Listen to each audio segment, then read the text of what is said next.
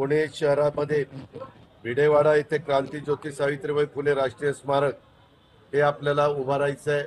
जागा खाली करून घेतलेली आहे आणि त्याच्याबद्दल कधी सुरुवात करायची, काय सुरुवात करायची. भुजबळ साहेब पण इथंच होते, त्याच्यावर भुजबळ साहेब पण त्या मिटिंगला आलेले होते. साधारण या महिन्यामध्ये किंवा जुलै महिन्यामध्ये तरी सुरुवात करायची, कारण ते माझं राजेंद्र भोसले म्हणून आयुक्त आहेत, त्यांच्याशी पण चर्चा झाली. प्लॅन पण आम्ही फायनल त्याच्यामध्ये केलेला आहे.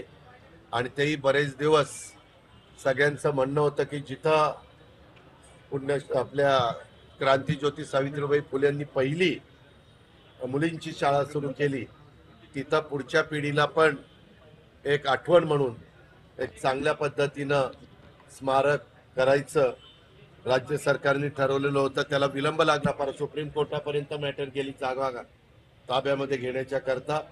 परंतु आता जुलैमध्ये त्याचंही भूमिपूजन होईल.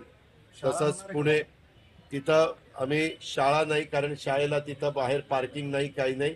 तिथं वेगवेगळ्या पद्धतीनं मुलींचे कोर्सेस हे आम्ही तिथं सुरू करतोय आणि वेगवेगळ्या शाळेतले विद्यार्थिनी तिथं येतील त्या कोर्सेस पुरतं आणि ते कोर्स करून तिथनं जातील.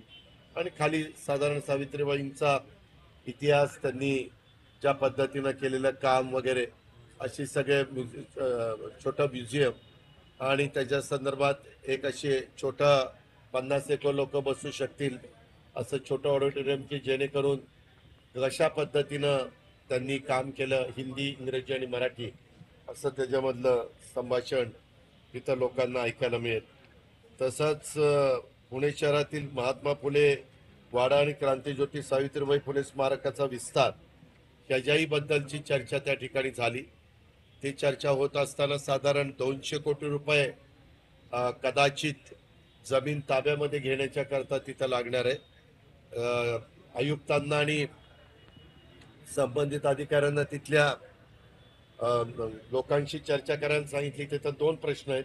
एक मूळ मालक वाड्याचा आणि भाडेकरू अशा प्रकारचा प्रश्न आहे. तर दोघांनाही समाधान मिळेल अशा प्रकारचा तोडगा काढायचा आमचा सगळ्यांचा मानस आहे.